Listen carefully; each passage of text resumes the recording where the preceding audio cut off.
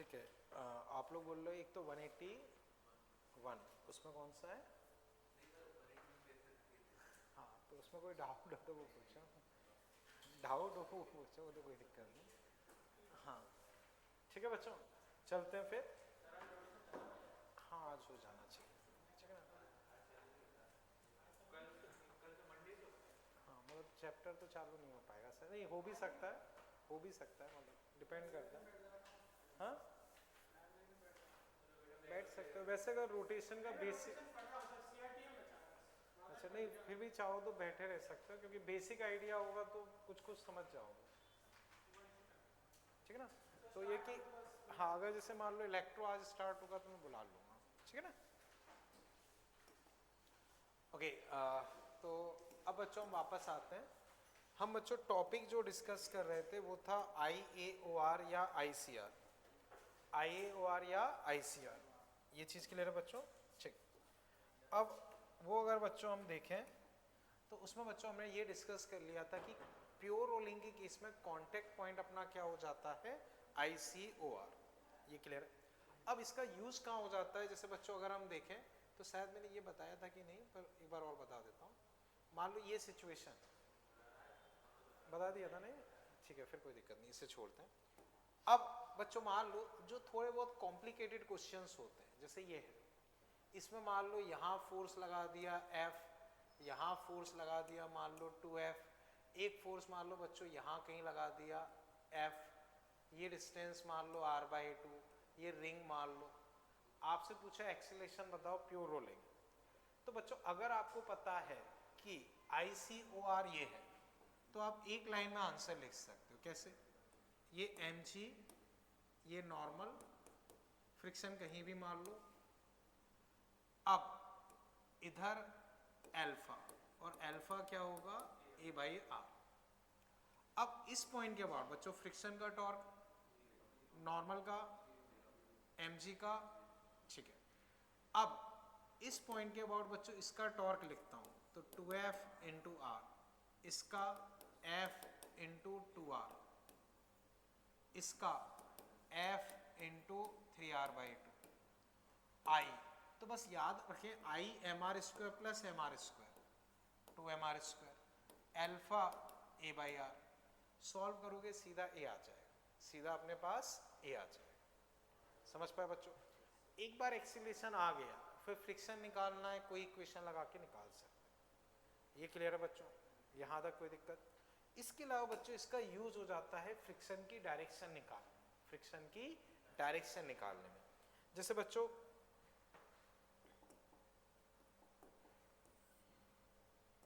मान लो बच्चों, देखना ये इधर F लग रहा है, F इधर लग रहा है, और ये मान लो डिस्क है। केवल आपको फ्रिक्शन की डायरेक्शन कई बार वो जज करवाता है, फ्रिक्शन की डायरेक्शन केवल जज करनी होती है कि फ्रिक्शन कहाँ लगेगा, ठीक है ना। फ्रिक्शन मान लो किस तरफ लगेगा, केवल वो निकालना, तो वो भी हम इसके थ्रू निकाल सकते हैं। प्रॉपर सॉल्व नहीं करना हो, केवल डायरेक्शन निकालना। तो mg नॉर्मल, अभी फ्रिक्शन को ड्रॉ मत करो। अब कैसे सॉल्व करोगे वो समझो बच्चों। बताओ इसके अबाउट ये कहाँ घूम रहा है, नॉर्मल नहीं घुमाएगा, mg घुमाएगा नहीं, f कहाँ घुमाएगा, ऐसे। तो बच्चों अल्फा या ओमेगा बदलता नहीं, इसके अबाउट भी कैसे घूमना चाहिए, क्लॉकवाइज। तो बताओ mg घुमाएगा, नॉर्मल, f नहीं घुमाएगा, तो फिर अब कौन घुमा सकता है, फ्रिक्शन।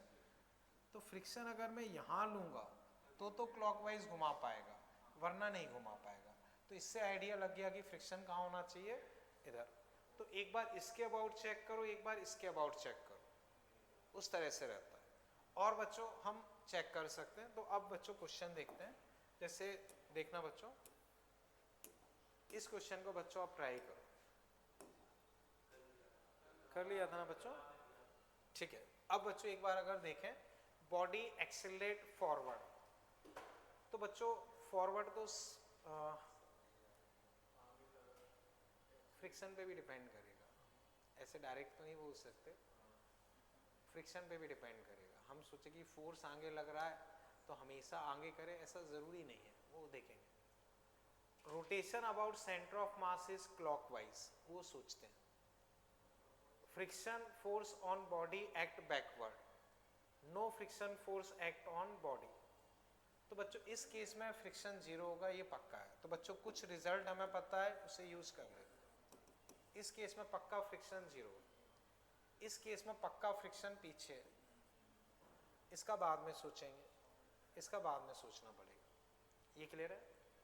अब घूमने का देखते हैं। तो घूमने के लिए बच्चों सबसे अच्छा तरीका ये है, देखना बच्चों, mg इधर, नॉर्मल इधर, फ्रिक्शन होगा भी यहीं से लगेगा। तो बताओ ये कैसे घुमाएगा? क्लॉकवाइज, तो पक्का क्लॉकवाइज। ये कैसे घुमाएगा?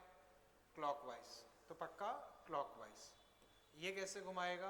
क्लॉकवाइज, तो पक्का क्लॉकवाइज। ये कैसे घुमाएगा? क्लॉकवाइज, तो पक्का क्लॉकवाइज। तो उससे जज करना आसान। तो हर केस में वो क्लॉकवाइज घूमेगा। अब अगर प्योर रोलिंग हर एक में दे रखी, हाँ, अगर प्योर रोलिंग दे रखी है तो वो यूं घूम रहा है, तो एक्सीलरेशन कहाँ होगा? इधर। आज के दीप्ति नहीं आई क्या? अच्छा, चक्कर क्या है? इसको हुआ था, फिर इसको हुआ। नहीं, स्मॉल बॉक्स तो मतलब पता नहीं, बहुत कम सुनने को मिलता था, इसको भी हो गया। नहीं वो बात सही है, पर होना एक बड़ी बात है, क्योंकि वही मैंने बताया आजकल तो उसके टीके लग जाते हैं पहले से। क्या हुआ? टीके ही तो लगते हैं।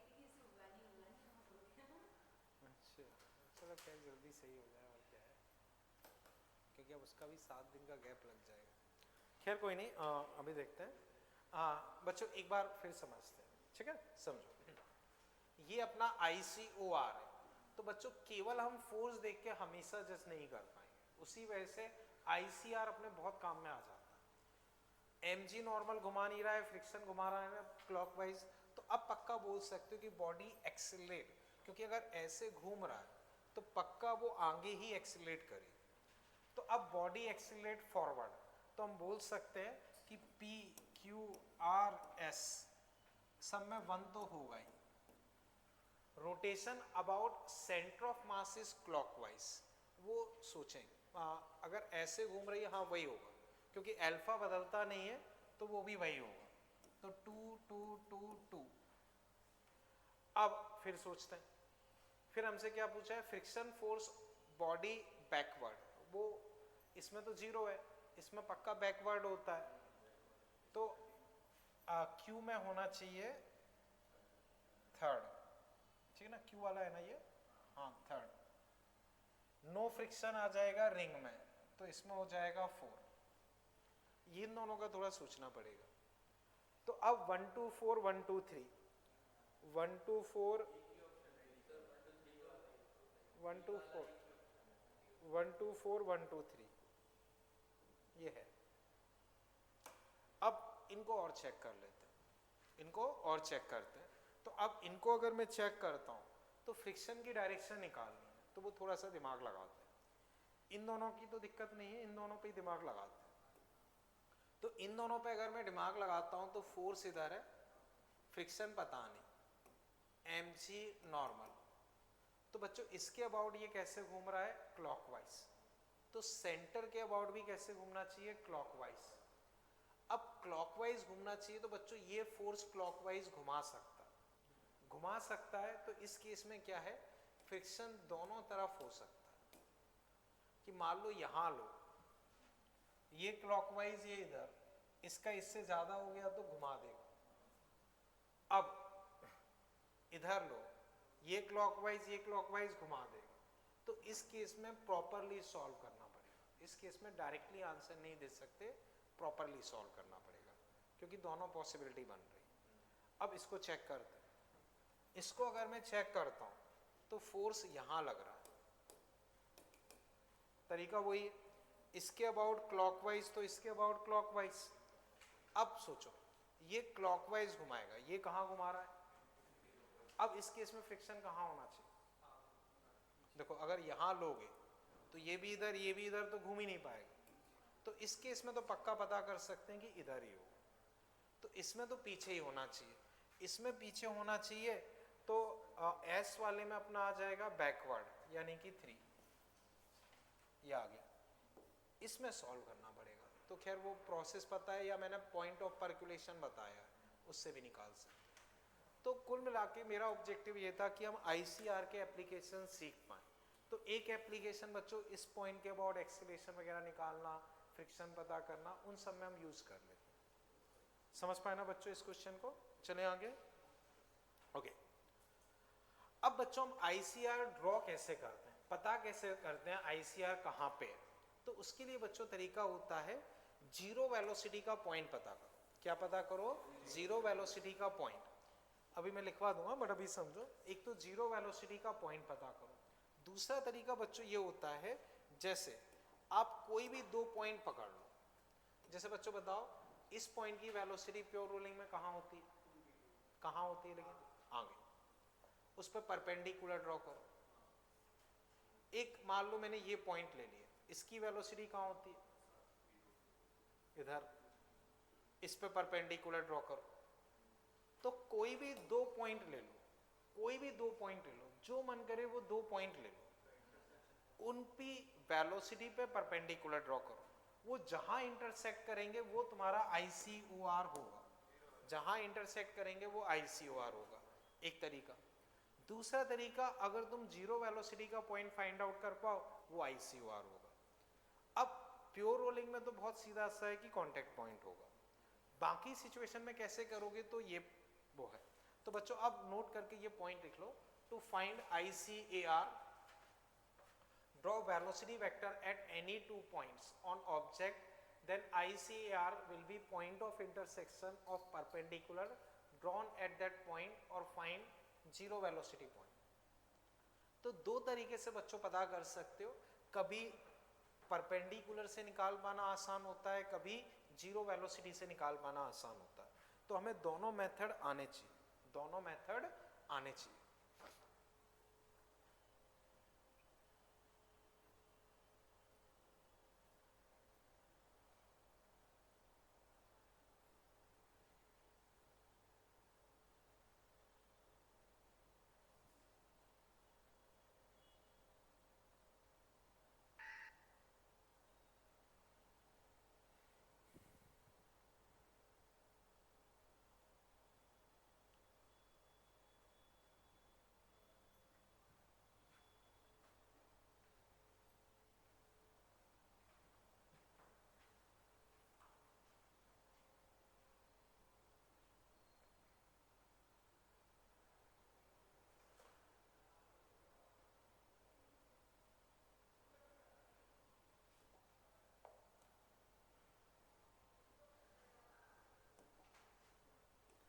ठीक है बच्चों, चलें अभी आगे।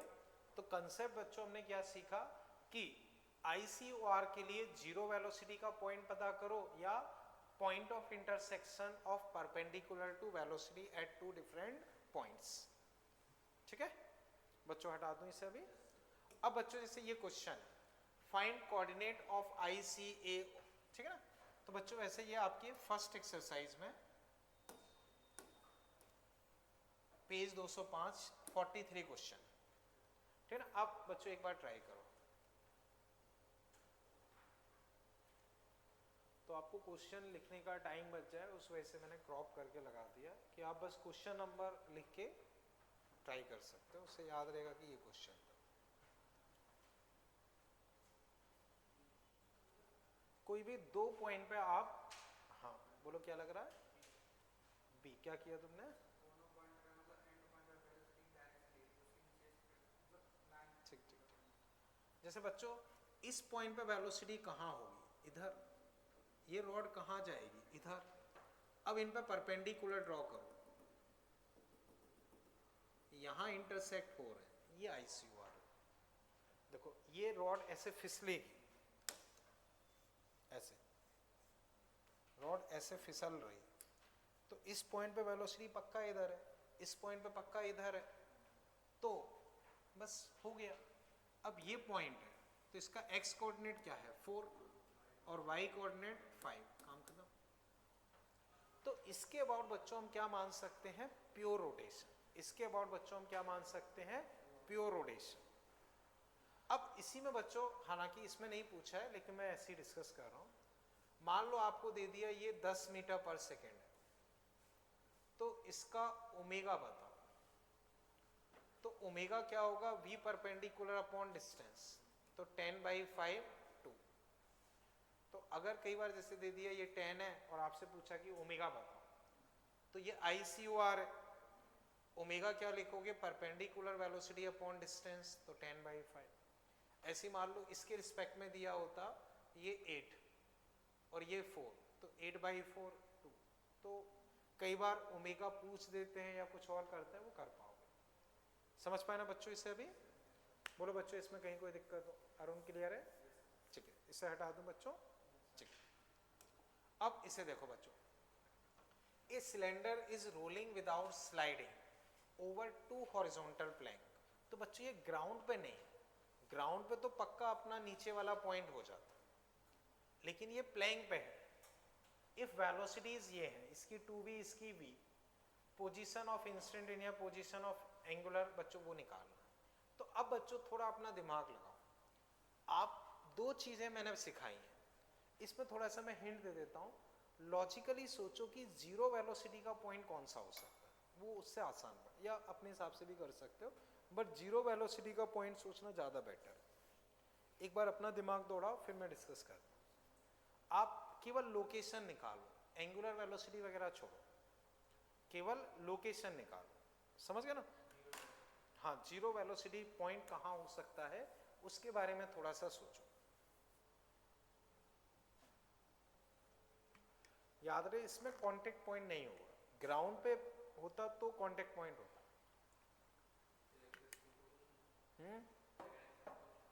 हाँ बच्चों, पैटर्न ये है, सेकेंड एक्सरसाइज पेज 218 क्वेश्चन 57। समझ गए ना?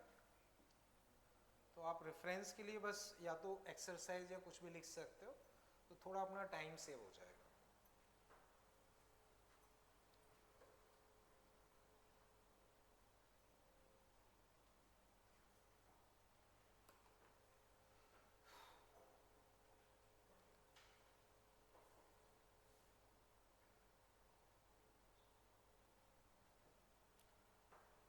बच्चों केवल आप पहले उसकी लोकेशन निकालने का ट्राई करो। बेटर मेथड ये है कि जीरो वेलोसिटी का पॉइंट निकालो।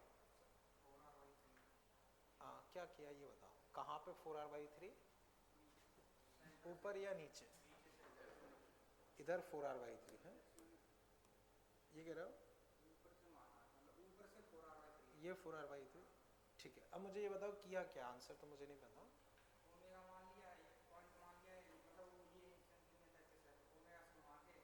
ठीक ठीक ठीक है, कोई दिक्कत नहीं, सही है। आंसर मुझे नहीं पता पर मेथड सही है। अब बच्चों मैं डिस्कस करता हूँ, समझो। बच्चों बताओ ऊपर वाले पॉइंट की वेलोसिटी क्या है, नीचे वाले पॉइंट की? तो बच्चों मैं क्या करता हूँ, एक इसको रॉड मान लेता हूँ, बस समझने के लिए एक बार रॉड मान लेता हूँ, क्या फर्क पड़ता है। ऊपर वाले की इधर 2v, नीचे वाले की इधर v। अब बच्चों अगर कोई रॉड की वेलोसिटी ऐसे है कि वो इधर 2v है, इधर v है, तो ऑब्वियस सी बात है कुछ ऐसे रोटेट कर रही हो। सेम कहानी इसके साथ हुई होगी, तो ये भी कुछ रहा होगा ऐसे रोटेट कर रही होगी, तो इसकी हो जाएगी, इसकी हो जाएगी। तो यहां कहीं अपना जीरो वेलोसिटी का पॉइंट होना चाहिए। ये चीज क्लियर है? ठीक है। अब अपने ऊपर है, जैसे मान लो मैंने इस डिस्टेंस को x मान लिया, तो ये अपने पास क्या हो गया, 2r - x। इसको x मान लेता हूं तो ये कितना हो गया, 2r - x। अब ओमेगा इंटू 2r - x कितना हो गया, 2v। और बच्चों देखना इसके लिए ओमेगा x v, इसके लिए जैसे बच्चों ये यूं घूम रही है तो इसकी वेलोसिटी होगी ओमेगा x, इसकी होगी ओमेगा इंटू 2r - x, वो इसके बराबर, ये इसके बराबर, डिवाइड कर दो। तो 2r - x upon x 2x, बच्चों मैं अब यहाँ से डायरेक्ट लिख रहा हूँ, 2x 3x x हो गया 2r/3। तो बॉटम से 2r/3, बॉटम से 2r/3 position of incident axis इन्होंने पूछा ही नहीं, बताइए कहीं लिखा है, इन्होंने कहीं से पूछ रहे हैं। खैर नहीं, मल्टी तो है पर लिखना तो चाहिए भाई, कहाँ से पूछ रहे हो। खैर कोई नहीं, हाँ एंगुलर वेलोसिटी निकाल लेते हैं। चलो x की वैल्यू बच्चों मान लो यहाँ रख देते हैं, तो ओमेगा इंटू 2r/3 वो v के टर्म्स में है। अच्छा हाँ, ओमेगा इंटू 2r/3 v, तो ये हो गया 3v/2r, तो ये तो सही है। अब बच्चों इनमें से डिपेंड ऑन लोकेशन कोई सा भी सही हो सकता है, तो वो आंसर देख लेना क्योंकि उन्होंने लोकेशन नहीं दी, क्योंकि एक से 2r/3 एक से 4r/3 वो बताया नहीं है, सारे दिए हैं तो फिर वो ये कि वो लिखना भूल गया ऊपर से या कहाँ से। कुल मिला के कंसेप्ट बच्चों हम समझ गए, वो इम्पोर्टेंट था। इतना समझ पाए ना बच्चों? ए और डी है, तो ए और डी है यानी कि बॉटम से पूछा होगा, ए और डी है यानी कि बॉटम से पूछा होगा। कंसेप्ट बच्चों समझ गए ना? चले बच्चों आगे, चले कर लो फटाफट। तो हमें इस तरह से जीरो वेलोसिटी का पॉइंट लोकेट करना होता है कि लॉजिकली वो ऐसे मूव कर रहा होगा तो यहाँ कहीं जीरो वेलोसिटी का पॉइंट होगा, तो उससे फिर हम निकाल पाएंगे। पिछले क्वेश्चन में बच्चों हमने वेलोसिटी का परपेंडिकुलर ड्रॉ करके पता किया था, वहां पे जीरो वेलोसिटी का पॉइंट पता करना मुश्किल था, तो उसी वजह से दोनों मेथड में से कोई सा भी डिपेंड ऑन रिक्वायरमेंट हम लगा सकते हैं।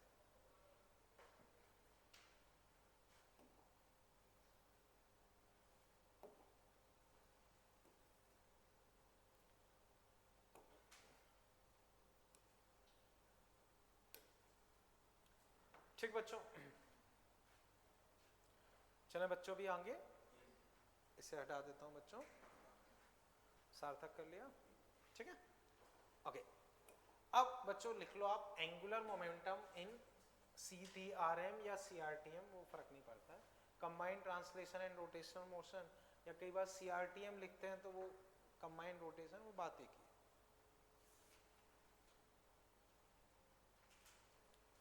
ठीक है, अब बच्चों समझते हैं क्या मतलब। बच्चों बताओ, कोई चीज ऐसे घूम रही है, ये ऐसे घूम रहा है, तो प्योर रोटेशन या केवल घूमने की वजह से एंगुलर मोमेंटम किस फॉर्मूले से लिखते हैं? आई ओमेगा। आई ओमेगा, तो ये पंखा घूम रहा है, इसका अभी एंगुलर मोमेंटम कैसे लिखेंगे? आई ओमेगा, ठीक है ना ओके। अब यही पंखा बच्चों ट्रेन में फिट है, ट्रेन में फिट है, अब घूम तो रही है, ट्रेन चल रही है, अब अगर हम इसका एंगुलर मोमेंटम लिखेंगे तो चलना और घूमना दोनों की वजह से आएगा। चलने की वजह से बच्चों हम कैसे लिखते हैं? MVR या momentum into perpendicular distance.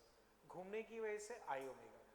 Overall क्या हो जाएगा? दोनों का वेक्टर सम, दोनों का वेक्टर सम। तो बच्चों कंबाइंड ट्रांसलेशन एंड रोटेशन क्या है? जैसे मैंने इसको फेंक दिया तो ये घूम भी रहा है और मूवमेंट भी कर रहा है, तो घूमने की वजह से भी और चलने की वजह से भी, समझ गए बच्चों? तो घूमना प्लस चलना, लेकिन विथ साइन या विथ डायरेक्शन, समझ गए ना बच्चों? तो अब एंगुलर मोमेंटम इन CRTM बच्चों अगर मैं लिखूंगा तो L टोटल, ठीक है ना, ये नेट लिख सकता हूं, नेट एंगुलर मोमेंटम, तो L translational plus L rotational, translational plus rotational दोनों। रोटेशन का बच्चों जब लिखोगे तो जिस पॉइंट के अबाउट वो रोटेट कर रहा है वो, ठीक है ना।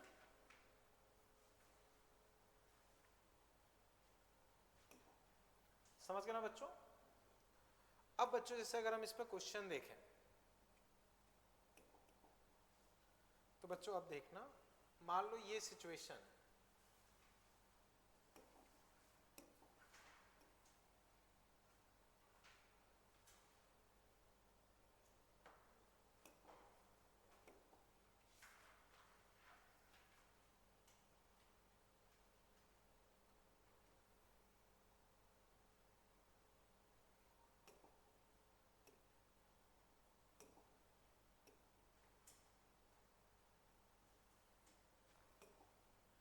ठीक है बच्चों, अब बच्चों समझो, जैसे मान लो बच्चों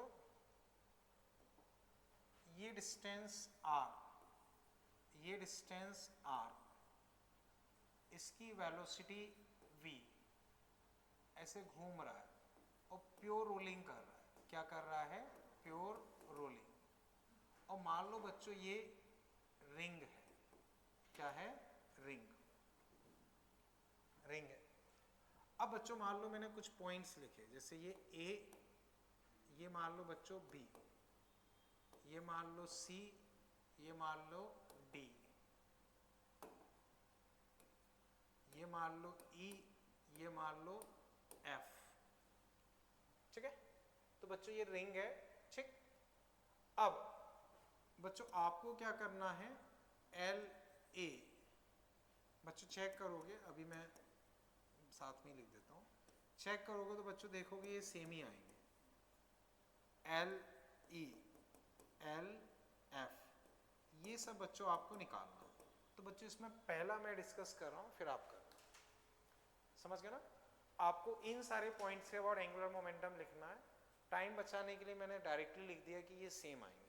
ठीक है ना? ओके, तो एक बार बच्चों इतना नोट कर लो, फिर मैं डिस्कस करूँ। समझ गए बच्चों?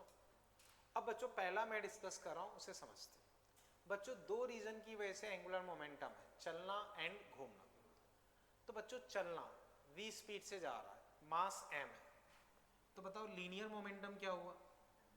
mv। लीनियर मोमेंटम mv है, तो लीनियर मोमेंटम की बच्चों लाइन देखोगे तो वो ये रही, जो रेड लाइन मैंने बनाई है वो लीनियर मोमेंटम की लाइन है। तो इस लाइन के अलोंग लीनियर मोमेंटम है। अब बताओ इस A पॉइंट से परपेंडिकुलर डिस्टेंस क्या है रेड लाइन की? r। तो मोमेंटम इनटू परपेंडिकुलर डिस्टेंस, तो कितना हुआ? mvr। अब डायरेक्शन वाइज, तो बच्चों ऐसे रॉड कनेक्ट करो, यूं खींचो तो क्लॉकवाइज, और भी कई तरीके। अब घूम किसके अबाउट रहा है? सेंटर के अबाउट। तो सेंटर के अबाउट ऐसे घूम रहा है, तो आई ओमेगा। आई सेंटर के अबाउट क्या होगा? mr square. प्योर रोलिंग है तो v बाई आर, दोनों जुड़ के कितने हो गए? 2mvr। यही बच्चों b के अबाउट लिखता तो mv इंटू परपेंडिकुलर डिस्टेंस, घूमना तो वही रहेगा। तो बच्चों घूम तो सेंटर के अबाउट रहा है, तो वो हर पार्ट में mvr क्लॉकवाइज, mvr क्लॉकवाइज, वो वही रहेगा, क्योंकि घूम तो सेंटर के अबाउट रहा है, वो हमेशा ही वही रहना है। अब बच्चों इसको आप खुद ट्राई करो। पहले वाले में 2mvr होगा, इसमें कोई दिक्कत? आराम से देख लो बच्चों। देखो वापस बताता हूँ, सबसे पहले घूमने का समझते हैं। आई ओमेगा, रिंग का आई mr square, omega pure rolling में v बाई आर, और क्लॉकवाइज घूम रहा है तो क्लॉकवाइज।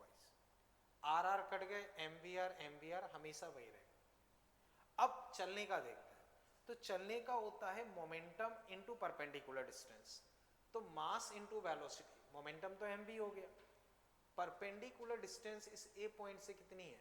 r। अब डायरेक्शन देखोगे तो ऐसे कनेक्ट करो, खींचो तो ये क्लॉकवाइज घूम रही है, तो क्लॉकवाइज। B पॉइंट के अबाउट देखोगे तो भी परपेंडिकुलर डिस्टेंस r, क्लॉकवाइज घूम रहा है, तो ये। अब बच्चों आप C, D और बाकी वाले लिख लो, वो मैं चेक कराता हूँ।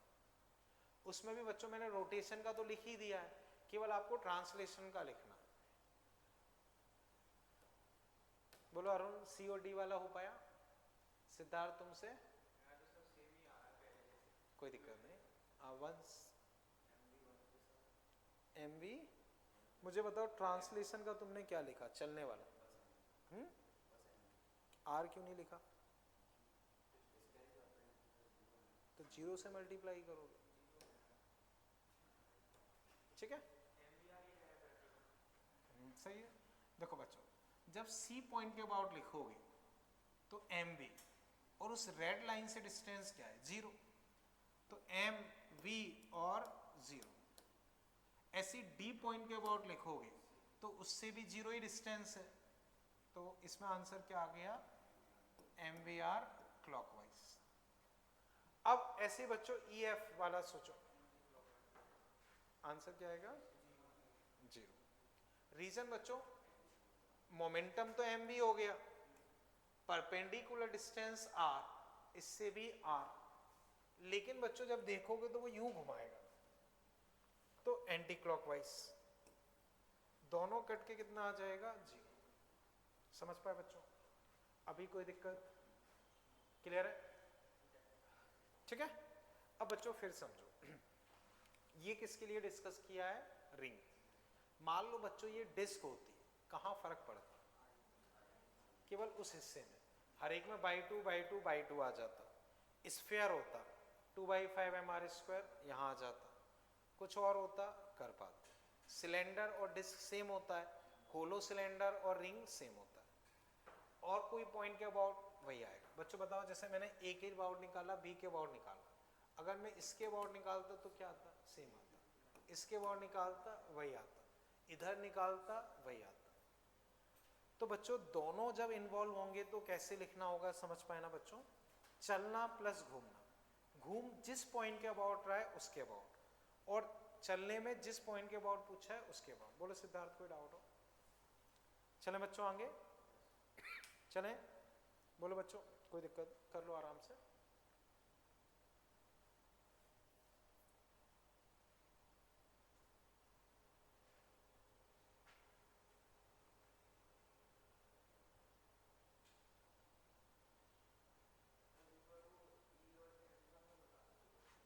ई और एफ देखो, घूमने का तो वही रहेगा।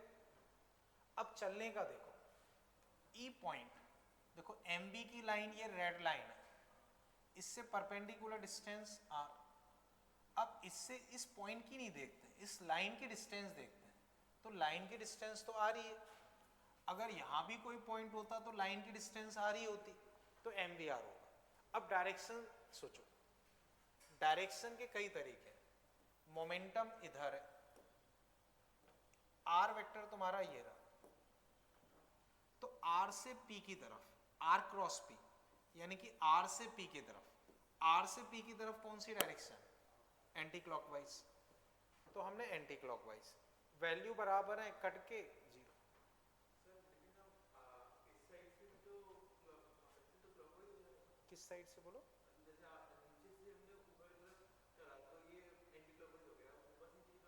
नहीं देखो, आर क्रॉस पी, एल क्या है? एम, मतलब आर क्रॉस पी, तो आर क्रॉस पी का मतलब पहले से दूसरे वेक्टर की तरफ ही घुमाना। तो पहला ये है, दूसरा ये है, तो ऐसे ही घुमाना है। आप सोच रहे हो ऐसे घुमाने की? नहीं, वेक्टर में क्या होता है, हम स्मॉल एंगल कंसीडर करते हैं, 180 से ज्यादा एंगल नहीं मानते। तो ये एंगल अपना 270 हो गया, वो गलत होगा, हम छोटा एंगल कंसीडर करते हैं। समझ गए ना? और बोलो बच्चों, कोई दिक्कत? समझ गए इससे अभी? ठीक है। अब बच्चों इसमें खुद ट्राई करो, ए डिस्क ऑफ मास m। बच्चों याद रहे, पैटर्न हमेशा वही रहेगा। जैसे ये सेकंड एक्सरसाइज का क्वेश्चन है 32, इधर जो लिखा रहेगा वो एक्सरसाइज होती है, ये p करके वो पेज नंबर, और ये 32 क्वेश्चन। अब बच्चों सोचो, disk of mass m, radius r, move in xy plane as shown in figure, the angular momentum of disk as shown instant। तो बच्चों इन्होंने v ओमेगा r दिया है, लेकिन ओमेगा u है। ओमेगा कैसे है? इस तरह से। अब o के अबाउट, a के अबाउट, o के अबाउट, a के अबाउट, दो पॉइंट के अबाउट पूछा है। किसके अबाउट? एक तो इस o के अबाउट और एक इस a के अबाउट। अभी जैसे हमने किया वैसे ही करना है। सोचो बच्चों, डायरेक्शन वगैरह का ध्यान रखना है, करो।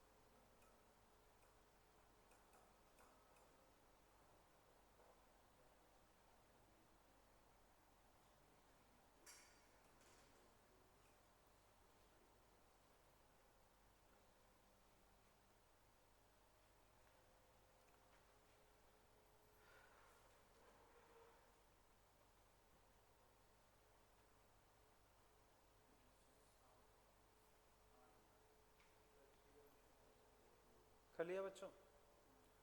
क्या आ रहा है? बी और सी देखते हैं, और कोई इसके अलावा? ए ऑप्शन और ओके चलो बच्चों देखते हैं। देखो सबसे पहले घूमने का लिखते हैं, तो घूमने के में तो दिमाग नहीं लगाना।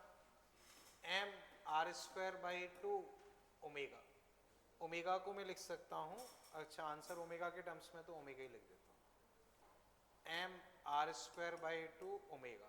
और कैसे होगा? यूं ऐसे, देखो ऐसे ही दिया है ना एंटी क्लॉकवाइज। तो घूमने का तो हमने लिख लिया, अब चलने पे फोकस करते हैं। तो बच्चों मोमेंटम एम बी, उस लाइन को खींच के ऐसे लंबा कर दो, एम बी। अब बताओ इससे डिस्टेंस क्या है? इस लाइन की डिस्टेंस पूछते हैं, लाइन की डिस्टेंस। लाइन की डिस्टेंस क्या है? 0। 0 है, तो अगर मैं ए के अबाउट लिख रहा हूं तो 0, तो M R square by 2 omega anti clockwise, तो सी सही है क्योंकि डिस्टेंस 0 है, उसी लाइन पे पॉइंट है। अब इसका लिखता हूं, तो डिस्टेंस क्या है? 3r। डिस्टेंस क्या है? 3r। तो मैं लिखूंगा एम वी, ये तो मोमेंटम, और डिस्टेंस 3r। देखो इस लाइन की डिस्टेंस कितनी है? ये 3r। अब डायरेक्शन, तो डायरेक्शन बच्चों अगर देखोगे तो आर वेक्टर ये रहा, पी वेक्टर ये रहा, तो आर से पी की तरफ, आर से पी की तरफ, आर वेक्टर ये रहा, पी वेक्टर ये रहा, तो आर से पी की तरफ, आर से पी की तरफ मतलब क्लॉकवाइज, और ये एंटी क्लॉकवाइज है। अब v को बच्चों में लिख सकता हूं ओमेगा आर, तो m omega R into 3r ये, और ये M R square by 2 omega इधर, तो 3 में से आधा गया तो 2.5, 2.5 मतलब 5/2, तो 5/2 ओमेगा आर स्क्वायर इधर की तरफ, 5/2 मतलब a। चेक करो बच्चों, कोई दिक्कत हो? सी वाला फिर बताता हूं। देखो ए पॉइंट के अबाउट जब निकालोगे तो मोमेंटम की लाइन को खींच के लंबा कर दो। अब ए पॉइंट उसी लाइन पे, ए पॉइंट उसी लाइन पे, तो उससे परपेंडिकुलर डिस्टेंस क्या होगी? 0। तो तुम क्या करोगे? एम बी इंटू 0, तो 0, तो बस घूमने वाला रह गया। बोलो बच्चों कहीं दिक्कत हो? समझ के ना बच्चों, कोई भी दिक्कत इसमें अभी? ठीक है।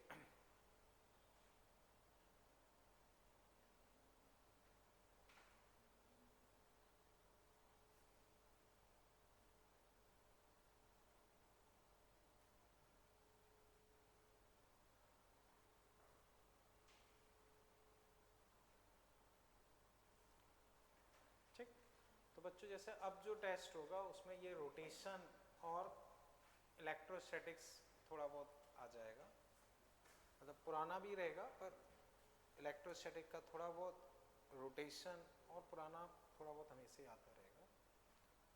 ठीक है ना बच्चों, चले आगे अब। ठीक है, अब बच्चों इससे देखो, hollow sphere of radius R mass M fully filled with water, fully filled with water. तो बच्चों वो पानी से भरा हुआ है, जैसे ये है, इसके अंदर बच्चों मान लो ऐसे पानी भरा हुआ है, इसकी रेडियस आर मास एम, और पानी जो भरा है उसका भी मास एम है, such that centre of mass move with velocity, और प्योर रोलिंग कर रहा है, प्योर रोलिंग कर रहा है। समझ गए बच्चों? तो स्फीयर है, उसके अंदर पानी भरा है और वो प्योर रोलिंग कर रहा है। अब बच्चों दो चीजें पूछी हैं, काइनेटिक एनर्जी, दूसरा angular momentum ground, angular momentum ground, मतलब इस पॉइंट के अबाउट तो एंगुलर मोमेंटम है, दूसरा ये।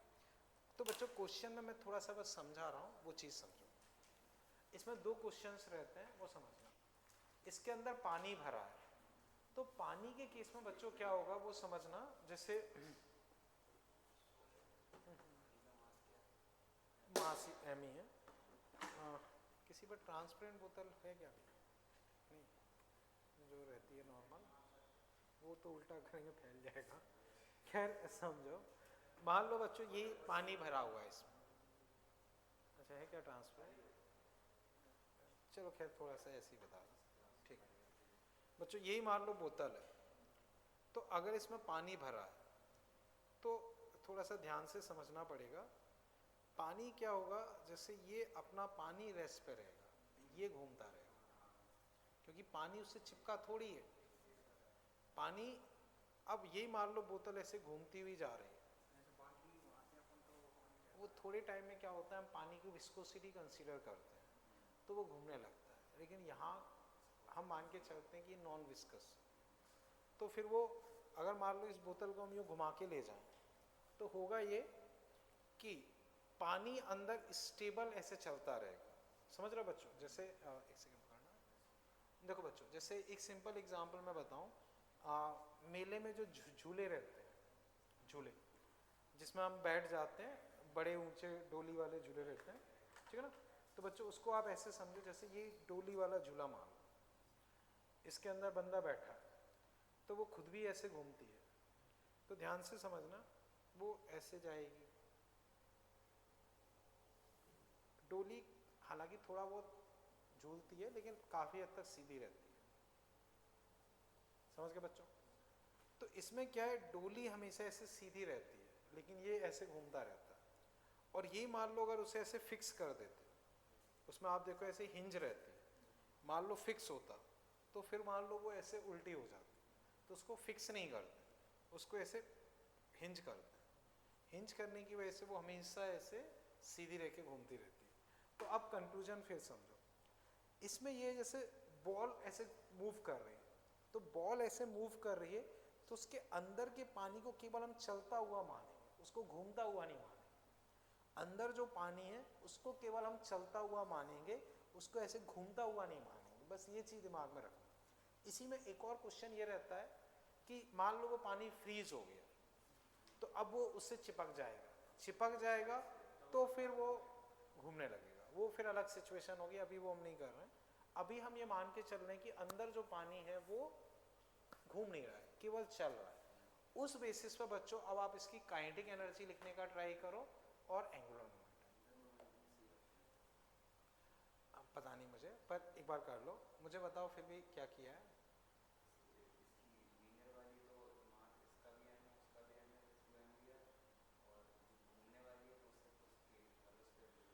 होल स्फीयर का क्या लिखा है? ठीक है, सही है सही है सही है। अब काइनेटिक एनर्जी के बारे में सोचो, एंगुलर मोमेंटम की अप्रोच सही है, आंसर अभी देख लेंगे।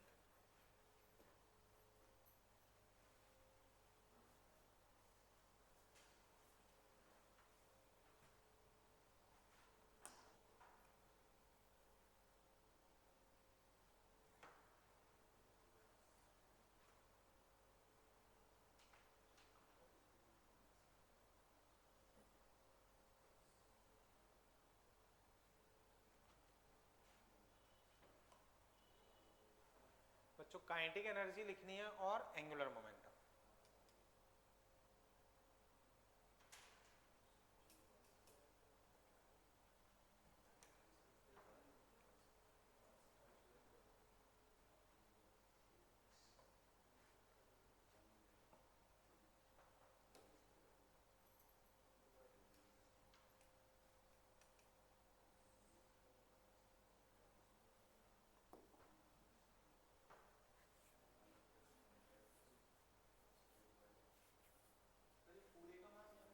नहीं, पानी का मास सेम है और बाहर बॉडी का मास भी है।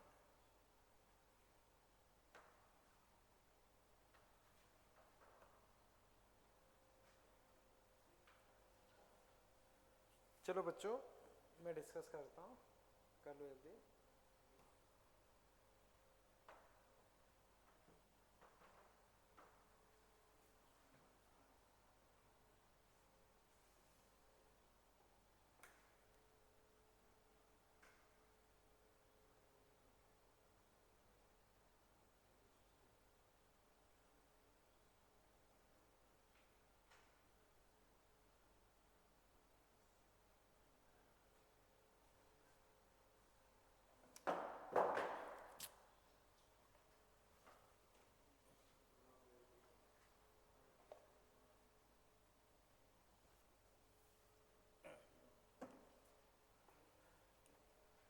बच्चों देखते हैं, अटेम्प्ट कर लिया, आ पाया?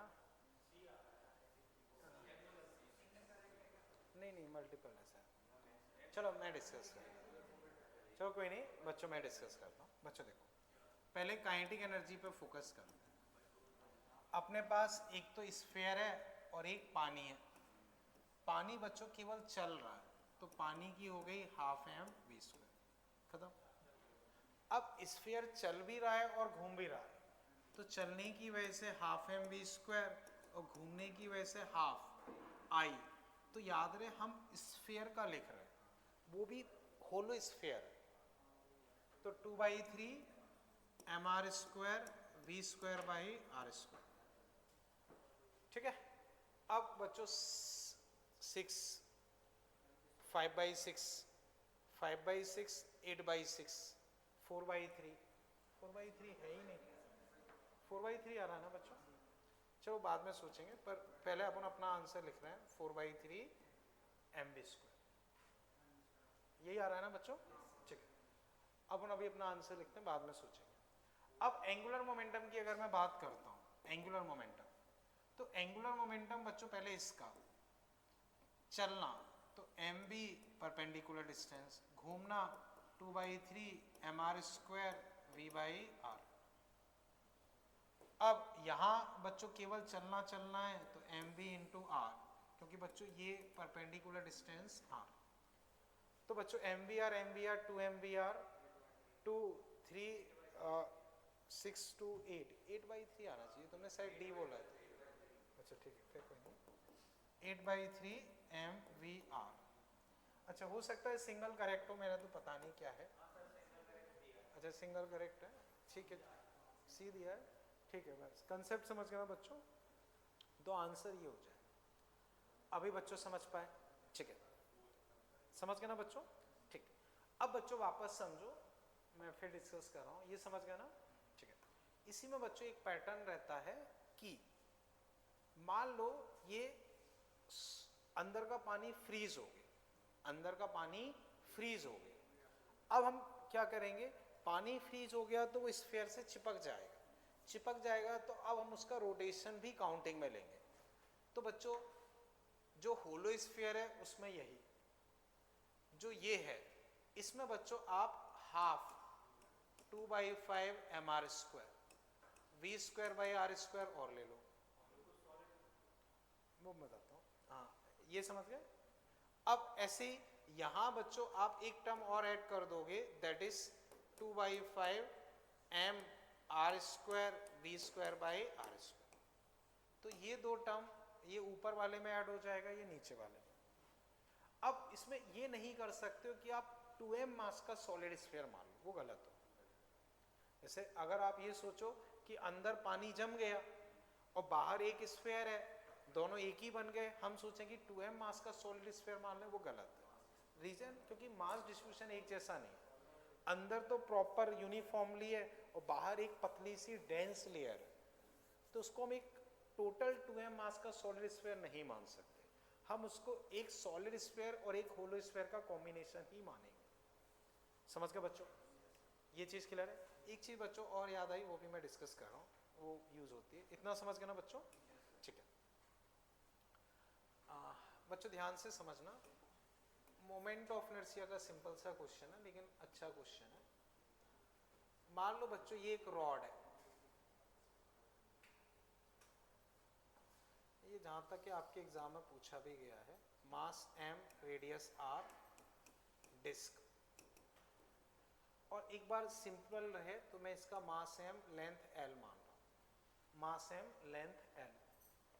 अब बच्चों ऐसे समझो, इसको बिल्कुल चिपका के रखा है, वेल्ड कर दिया, और मान लो मैं यूं घुमा रहा हूं, मोमेंट ऑफ इनर्शिया I, मैं बताता हूँ बस एक सेकेंड, ठीक। तो दो केस है, एक फिक्स और एक फ्री टू मूव। आप एक बार आई लिखने का ट्राई करो, मैं सिचुएशन समझाता हूँ, ठीक है ना। डिस्क वगैरह में शायद कहीं और रखा है, पर ऐसे ही समझो। देखो मान लो बच्चों, जैसे एक केस में ये प्रॉपरली इससे चिपकी हुई है तो वो ऐसे घूम नहीं सकती, आपने ऐसे वेल्ड कर दिया।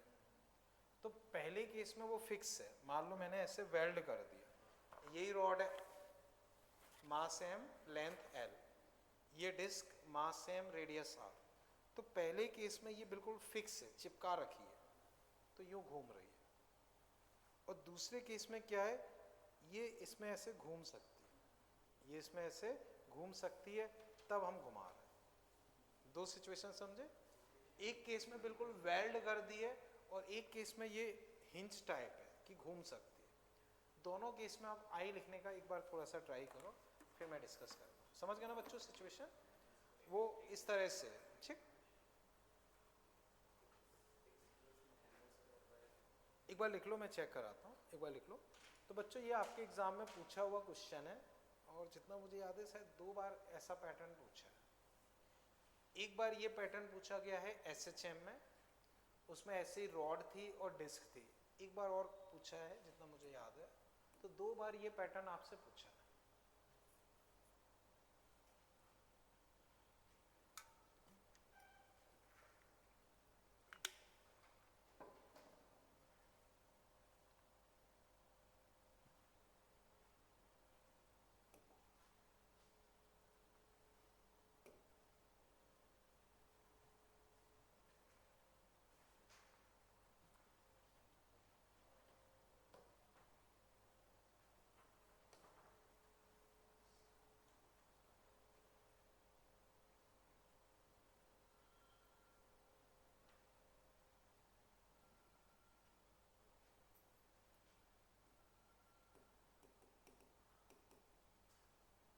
बोलो बच्चों, हो गया?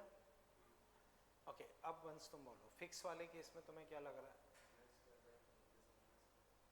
Plus mr²। ओके, और फ्री टू मूव वाले में देखते हैं, और तुम बोलो।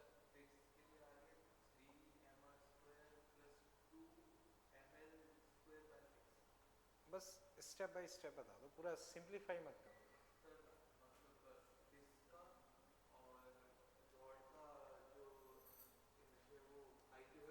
देखो रॉड का क्या लिखा तुमने, ये बताओ। और डिस्क का, और ऐड कर दिया, गड़बड़ है। तुम बोलो।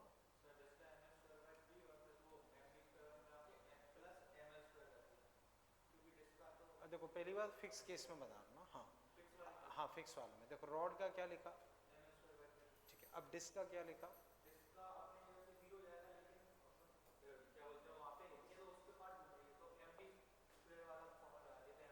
चलो देखते हैं। ओके, और तुम बोलो।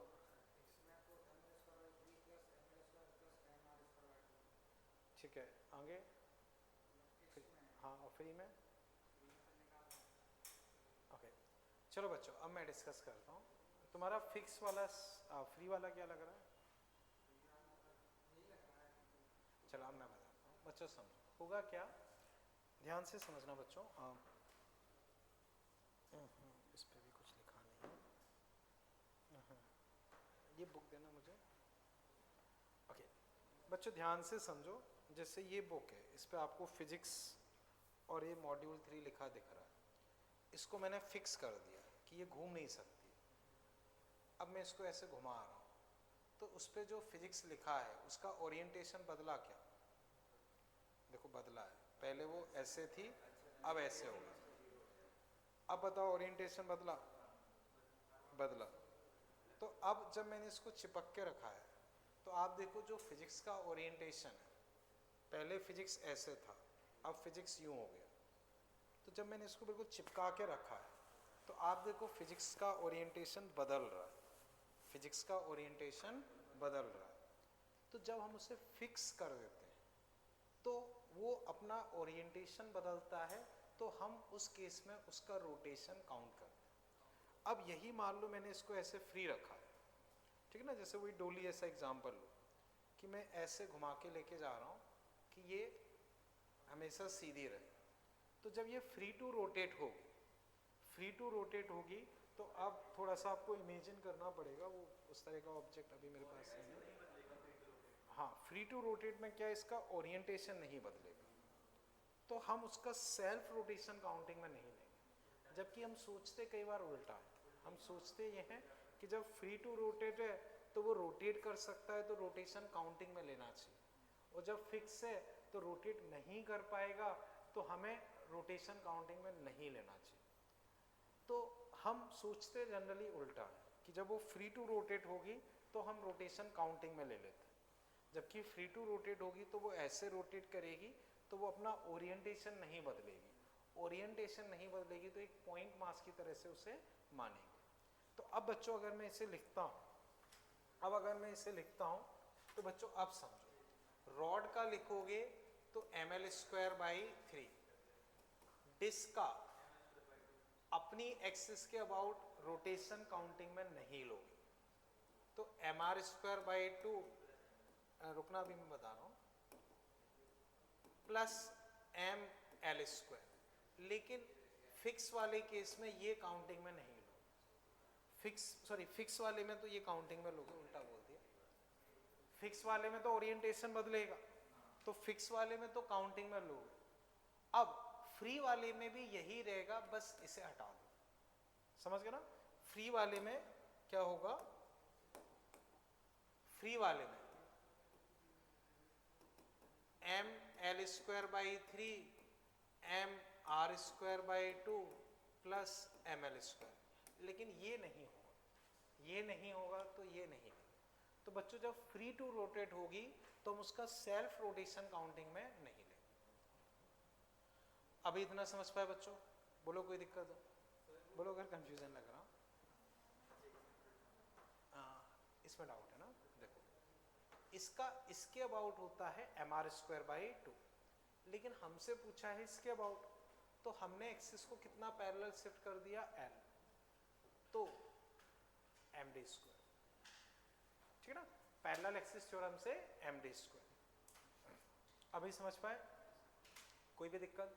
अब यही मान लो ये ओमेगा से घूम रही हो, एंगुलर मोमेंटम लिखना हो तो ओमेगा से और मल्टीप्लाई कर दो, समझ गए ना बच्चों? कोई दिक्कत इसमें अभी? ठीक है। तो बच्चों एक बार ये मतलब SHM में पूछा गया है, फिर इस तरह से, ठीक है। अब बच्चों जैसे अभी तक जो हमने पढ़ा वो था प्योर रोलिंग। क्या था? Pure rolling. अब बच्चों जो हम पढ़ने वाले हैं वो है इम्परफेक्ट रोलिंग या इम्प्योर रोलिंग या रोलिंग विथ स्लाइडिंग, ये सब है। तो इसमें क्या होता है बच्चों, जैसे प्योर रोलिंग की डेफिनेशन क्या थी? प्योर रोलिंग की डेफिनेशन ये थी कि भाई कांटेक्ट पॉइंट घिसेगा नहीं तो फिसलेगा नहीं, तो वो हमेशा इसके रिस्पेक्ट में रेस्ट पे रहेगा। तो फ्रिक्शन वहां कौन सा लगता था? स्टैटिक। फ्रिक्शन कौन सा लगता था? स्टैटिक। यहाँ पे क्या होता है, फ्रिक्शन जो अपना लगता है वो घिसेगा तो फ्रिक्शन कौन सा लगेगा? काइनेटिक। फ्रिक्शन कौन सा लगेगा? काइनेटिक। क्लियर है बच्चों? अब स्टैटिक फ्रिक्शन का तो चलो वर्क डन 0 हो जाता था, लेकिन काइनेटिक का तो नेगेटिव होता है, तो वो खैर रहेगा। इतना क्लियर है? हटा दूं इसे, ठीक है। तो बच्चों अब आप लिख लो, इससे चलो बाद में देखते हैं, इससे चलो भी बाद में देखते हैं, अभी इसे ही कर लेते हैं। Imperfect rolling, imperfect rolling, imperfect rolling.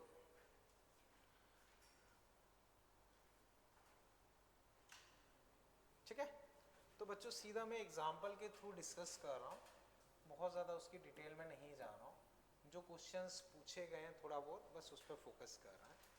तो मान लो बच्चों जैसे ये m मास की रिंग है, इसको v स्पीड से फेंक दिया, ठीक है। m मास की रिंग है और मान लो इसको ऐसे रफ सरफेस पे फेंक दिया,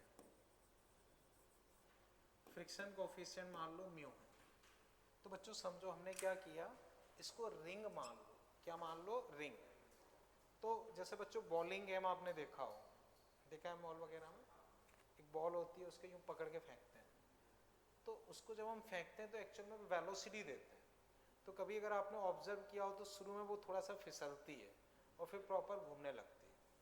तो ऐसे ही हमने क्या किया, इसको यूं फेंक दिया तो ये शुरू में ऐसे घिसेगी, शुरू में ऐसे इस सरफेस पे ऐसे घिसेगी और फिर प्रॉपर तरीके से घूमने लगेगी।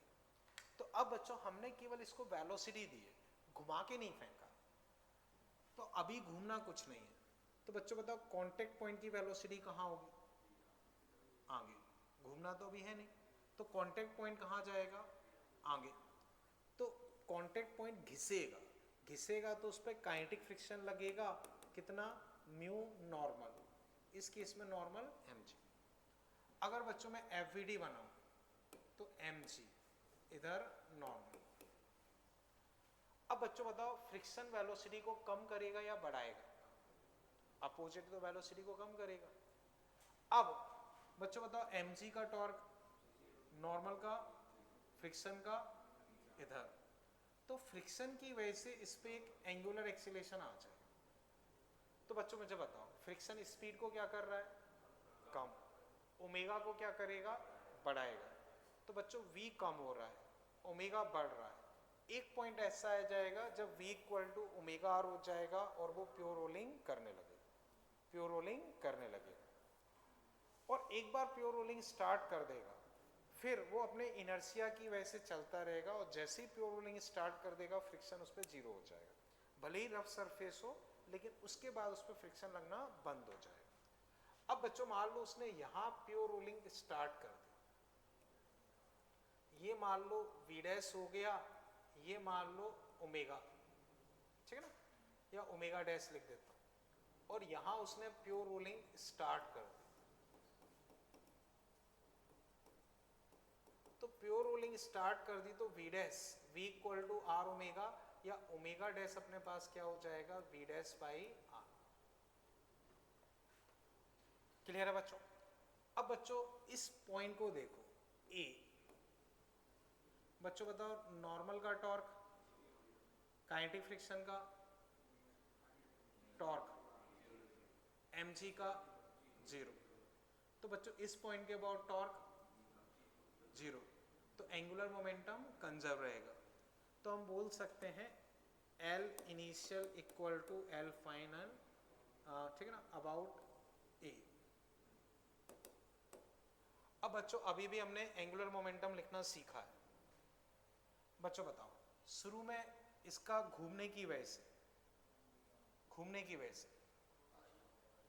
तो शुरू में ओमेगा है जीरो, तो घूमने की वजह से जीरो, चलने की वजह से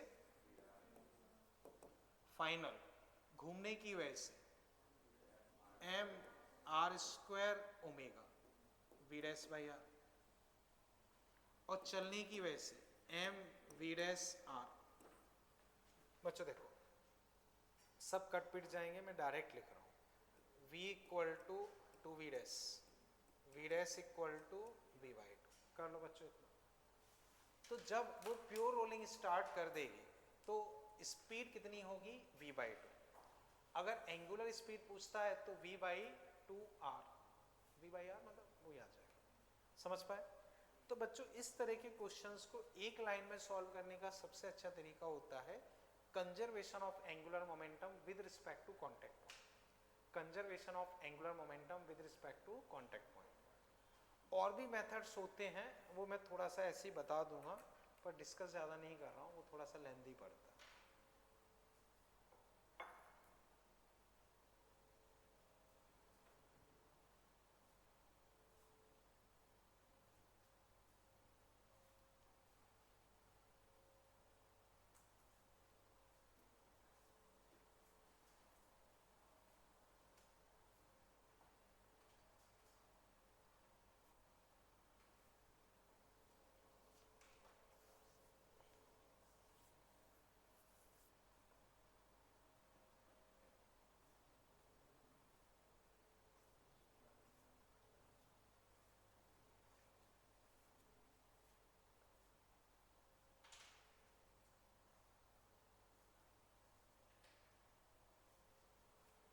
बच्चों इसको पूरा एक बार देखो, किसी भी स्टेप में कोई दिक्कत लग रही हो पूछो।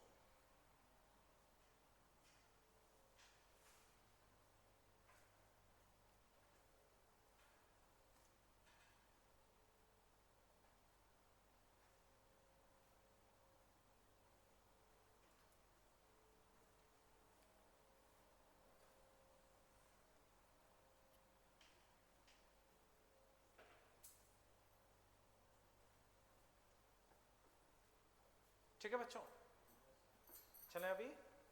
ओके, अब इसी में बच्चों एक सेकंड पार्ट आप लिख लो।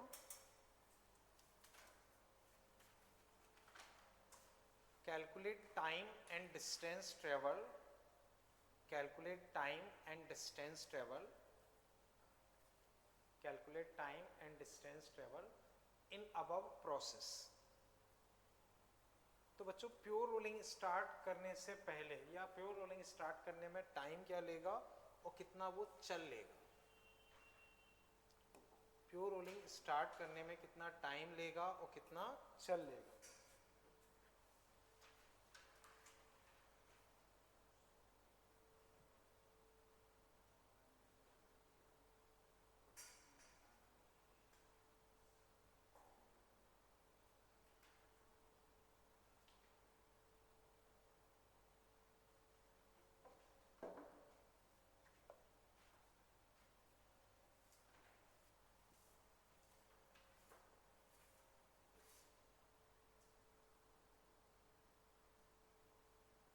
बोलो सार्थक कुछ पूछ रहा हो? ठीक,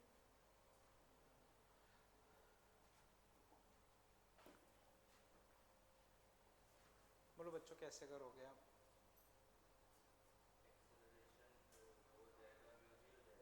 हाँ सही है बच्चों, देखो म्यू एम जी है तो एक्सीलरेशन क्या हो जाएगा, mu M G by M यानी कि म्यू जी।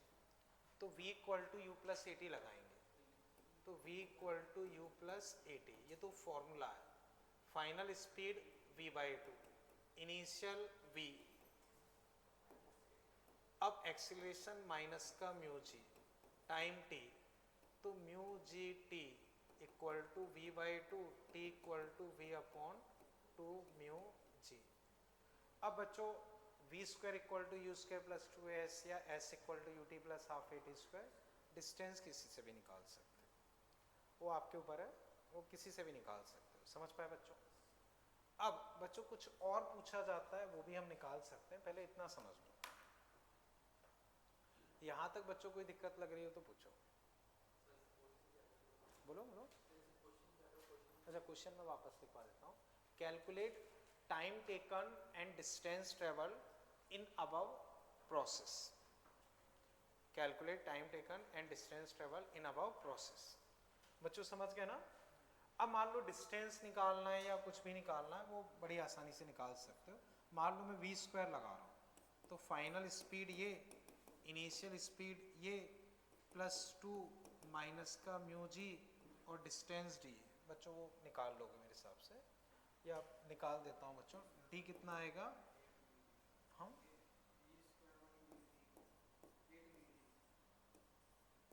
ठीक है बच्चों, बोलो कोई दिक्कत हो? सही लिखा है ना मैंने? हाँ 3 आएगा ऊपर। ठीक है बच्चों, बोलो कोई दिक्कत हो अभी? अब बच्चों कुछ चीजें मैं ऐसी बोल रहा हूँ उन्हें आप समझो। बोलो बच्चों यहाँ तक कोई दिक्कत?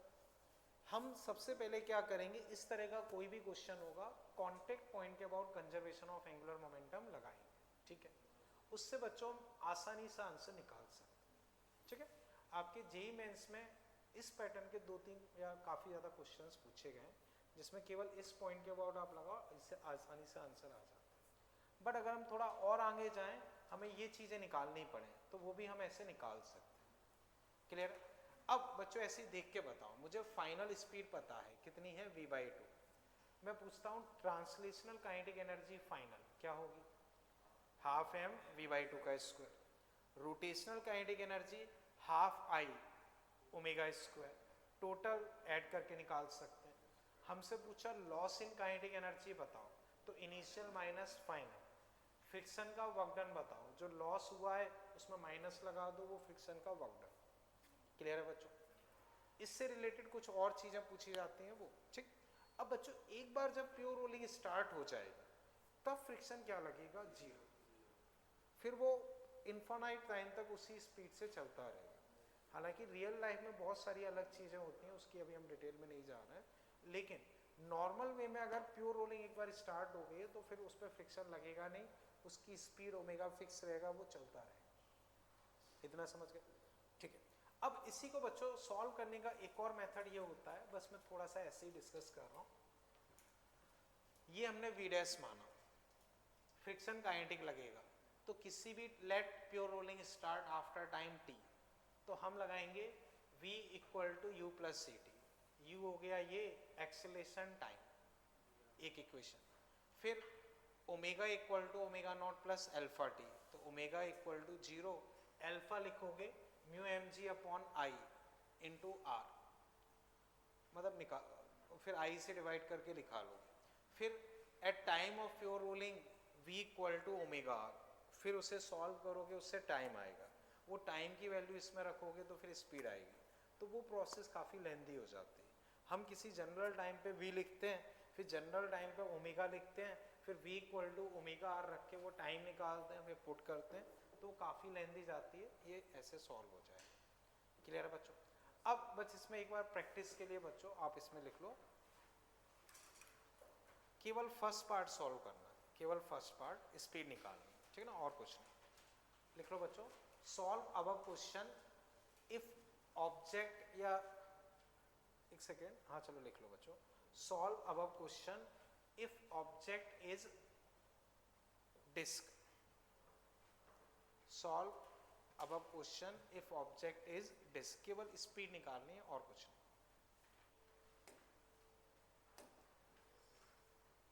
Solve above question if object is disk.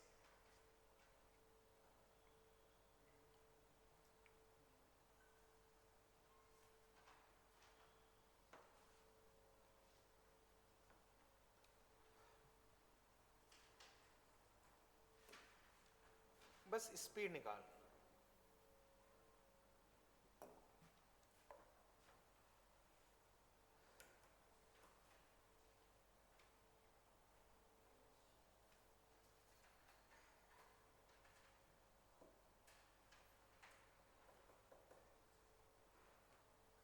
कर लिया बच्चों? तो कुछ खास है नहीं, 0 MVR यहाँ बाई 2, बस MVR ये हो जाएगा बच्चों 3/2 MV डैश R, तो V डैश आ गया 2V/3। बाकी कोई और चीज़ पूछी जाती है वैसे ही निकाल सकते हैं। क्लियर है बच्चों? समझ गए ना बच्चों? बस आई बदल जाएगा और कोई फर्क नहीं पड़ेगा, ठीक है ना बच्चों? अब बच्चों फिर देखो, समझ गए ना ये? ठीक, इतना कर लिया ना बच्चों, हटा दूं इसे, ठीक। अब बच्चों इसे देखो,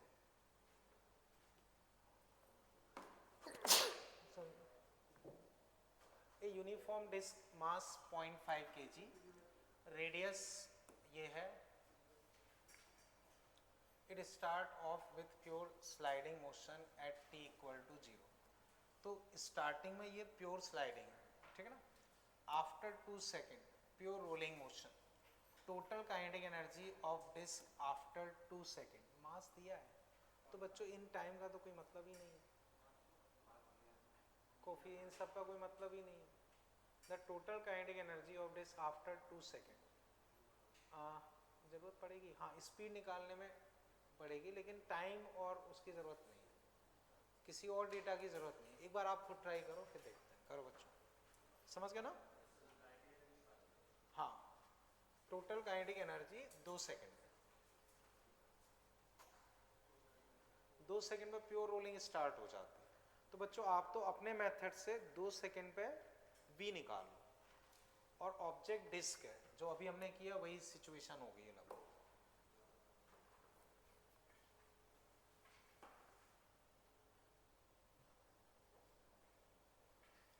अभी जो हमने डिस्क वाला क्वेश्चन किया था वही हो गया है, हालांकि इन्होंने एक्स्ट्रा डेटा दे रखा है, टाइम दे रखा है, फ्रिक्शन कोफिशिएंट दे रखा है, उन सारी चीज़ों की ज़रूरत नहीं पड़ेगी।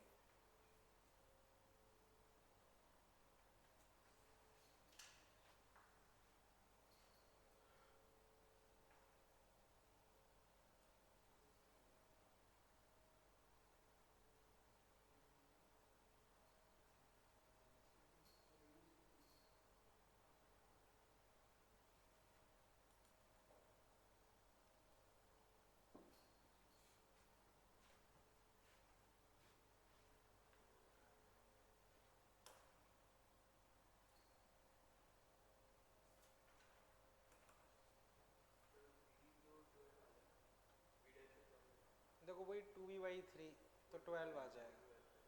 तो बच्चों पूरा ही डेटा वो है तो कुछ करना नहीं है, अभी भी हमने निकाला था 2v/3 था, तो 2/3 18 मतलब 12, वही अभी अभी हमने डिस्क का ही क्वेश्चन किया है, उसमें 2v/3 आया था 12। अब काइनेटिक एनर्जी लिखोगे तो हाफ 0.5 12 का square half m r² by 2 into 12 by, या बच्चों इतना लिखने से अच्छा है बाद में वैल्यू रख दूंगा, देखो half m v' square half mr² by 2 v' r², तो बच्चों लिख सकते हैं 3/4 m v'²। अब 3/4 मास कितना है बच्चों 0.5, स्पीड बच्चों कितनी है 18 इंटू 18,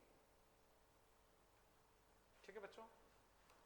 अब देखते हैं क्या आता है, 0.5 तो बच्चा 9 9 27 27 इंटू 9/2, कुछ अजीब सा आ रहा है, देखो बच्चों क्या दिया आपको, कितना आ रहा है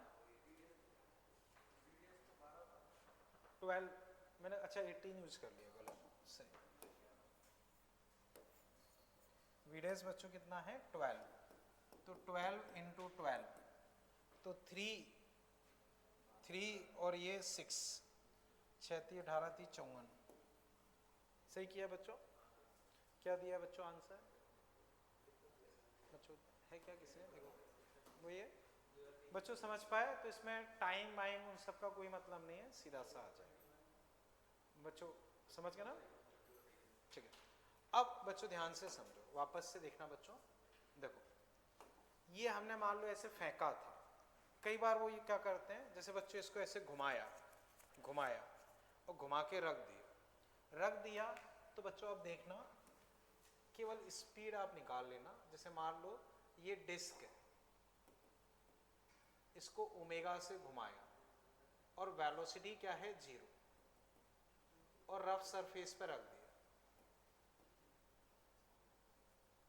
तो बच्चों बताओ ओमेगा से मैंने इसको घुमाया और रफ सरफेस पे रख दिया, तो बच्चों बताओ ये ऐसे घूम रहा है, तो कांटेक्ट पॉइंट कहां जाएगा पीछे, तो घिसेगा, फ्रिक्शन कहां लगेगा, तो इस केस में बच्चों काइनेटिक फ्रिक्शन आगे लगेगा म्यू एम जी, ठीक है। अब बच्चों फ्रिक्शन ऐसे टॉर्क देगा तो ओमेगा को क्या करेगा कम, और इधर स्पीड को क्या बढ़ाएगा तो इसमें भी ये होगा एक पॉइंट पे जाके वो प्योर रोलिंग स्टार्ट कर देगा, तो v और ये मान लो ओमेगा डैश और ओमेगा डैश वही v/r, तो अब इसमें ओमेगा के टर्म्स में तो बेटर है ओमेगा के टर्म्स में आंसर लिखेंगे, पर ओमेगा डैश अपने पास क्या होगा v/r या v = ओमेगा डैश r। अब इस केस में भी बच्चों वही कांटेक्ट पॉइंट के अबाउट आप कंजर्वेशन ऑफ एंगुलर मोमेंटम लगाओगे आ जाएगा, तो बच्चों अब ट्राई करो, बताओ फाइनल स्पीड क्या है, फाइनल स्पीड मान लो v डैश, ये क्या है, समझ गए ना बच्चों, कांटेक्ट पॉइंट के about conservation of angular momentum लगाना। अब केवल घुमा के छोड़ा है,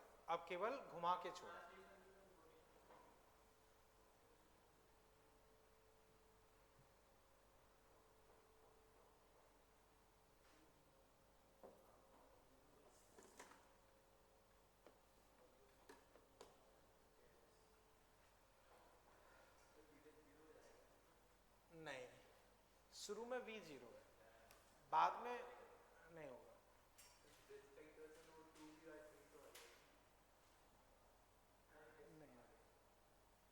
सिचुएशन अलग है, पहले फेंका था, अब वेलोसिटी 0 नहीं, जो कंसेप्ट समझो, वो रिजल्ट आंसर वगैरह याद मत रखो, हमें कांटेक्ट पॉइंट के about conservation of angular momentum लगाना, बस ये चीज दिमाग में रखो, mg नॉर्मल इनका टॉर्क 0 है, तो वो बस समझो, v डैश निकाल लो, या वो तो कोई एक चीज आ जाए, बात एक ही है।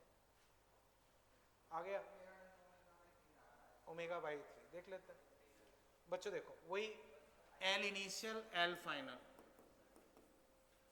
अब बच्चों बताओ पहले चलने की वजह से कितना है, चलने की वजह से 0, घूमने की वजह से M R square by 2 omega, final चलने की वजह से एम वी डैश आर, घूमने की वजह से एम आर स्क्वायर बाई 2, और इसको लिख सकते हो वी डैश बाई आर,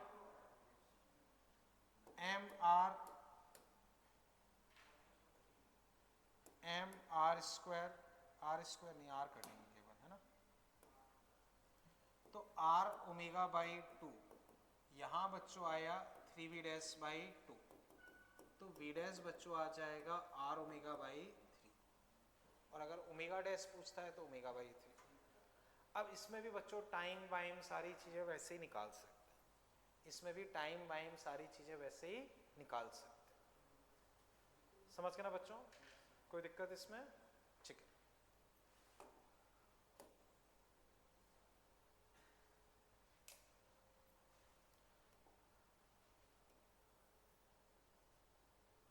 ठीक है। अब इसी में बच्चों एक लास्ट पैटर्न अगर हम देखें, वो ये होता है कि मान लो हमने ऐसे फेंका, ठीक है, और ऐसे उल्टा घुमा के फेंका। जैसे बच्चों यूं अगर आप समझो, जैसे एक गेम खेलते हैं, पेन को ऐसे रख लेते हैं, उसको यूं यहाँ से दबा के छोड़ते हैं, तो पेन आगे जाता है, तो उसमें ये देखते हैं कि पेन आगे जाके किस केस में वापस आ रहा है। शायद कभी खेला हो, पता नहीं। तो पेन को ऐसे दबा के छोड़ते हैं तो थोड़ा आगे जाके कई बार पीछे आ जाता है, कई बार आगे ही चला जाता है। तो उसमें एक्चुअल में हम साइड से यूँ दबाते हैं, साइड से यूँ दबाने की वजह से उसको उल्टा ओमेगा मिल जाता है। तो हमें क्या हुआ, उसको ऐसे उल्टा ओमेगा मिल गया। जैसे हम साइड से यूँ पेन को दबाते हैं तो ऐसे उल्टा ओमेगा मिल जाता है, और फिर यूँ फेंकते हैं तो उससे क्या होता है, उल्टा ओमेगा मिला और फेंक दिया। तो वैसी सिचुएशन है कि हमने उल्टा ओमेगा लिया और फेंक दिया। नहीं, ये तो सीधा ही ओमेगा हो गया, ठीक है ना, ये तो सेम ही डायरेक्शन हो गया, उल्टा घुमा के फेंक दिया। सही कर रहा हूँ? देखो नॉर्मली ऐसा होता है, हाँ उल्टा उल्टा है। अब बच्चों बताओ कांटेक्ट पॉइंट कहाँ जा रहा है, चलने की वजह से आगे, घूमने की वजह से आगे। अब बच्चों कांटेक्ट पॉइंट चलने की वजह से आगे और घूमने की वजह से भी आगे, तो v भी आगे और ओमेगा r भी आगे, तो फ्रिक्शन कहाँ लगेगा, पीछे। समझ गए बच्चों? अब बच्चों डिपेंड ऑन डेटा, फ्रिक्शन बताओ वेलोसिटी को कम करेगा या बढ़ाएगा? अब देखो पीछे है तो कम करेगा, ओमेगा को कम करेगा या बढ़ाएगा? ओमेगा ऐसे, वो ऐसे कम करेगा। तो बच्चों v भी कम हो रहा है, ओमेगा भी कम हो रहा है। अब दोनों कम हो रहा है, हो सकता है कि बच्चों पहले वेलोसिटी खत्म हो जाए, वेलोसिटी खत्म हो जाए तो ओमेगा बचा रह गया, ओमेगा बचा रह गया तो उसको पीछे ले आएंगे। हो सकता है पहले ओमेगा खत्म हो जाए तो फिर वो आगे चला जाएगा, हो सकता है कि दोनों एक साथ खत्म हो जाए तो वो रुक जाएगा। तो हमें दिमाग नहीं लगाना होता है, हमें क्या करना होता है, कोई भी सिचुएशन हो, कोई भी सिचुएशन हो, तुम क्या करोगे, तुम सीधा सीधा ये मान लोगे। जैसे मान लो बच्चों मैंने इस केस में डेटा ये दे दिया v इक्वल टू लेट से, या ओमेगा इक्वल टू मैंने दे दिया, ये रिंग मान लो, रिंग। ओमेगा इस केस में मैंने दिया है v by 2r, pure rolling नहीं है, v बाई 2r। तो कोई भी केस हो आप दिमाग मत लगाओ, आप तो सीधा ये मान लो v डैश ओमेगा डैश, और प्योर रोलिंग फाइनली स्टार्ट होगी तो ओमेगा dash equal to v dash by r, और केवल conservation of angular momentum with respect to contact point लगाओ। अगर वो आगे जा रहा होगा तो अपने आप वो पॉजिटिव आ जाएगा, पीछे आ रहा होगा अपने आप नेगेटिव आ जाएगा, रुक रहा होगा तो अपने आप जीरो आ जाएगा। तो आपको दिमाग लगाने की जरूरत नहीं है, आप तो केवल कांटेक्ट पॉइंट के about conservation of angular momentum लगा दो। तो अब बच्चों इसमें ट्राई करो, v डैश क्या है, ऑब्जेक्ट रिंग है, ऑब्जेक्ट रिंग है। समझ गए ना बच्चों? तो कुल मिला के बच्चों इम्परफेक्ट रोलिंग में कोई सी भी सिचुएशन हो, तुम बस conservation of angular momentum with respect to contact point लगा दो, उसके बाद बाकी चीजें कर सकते हो। कर लो बच्चों।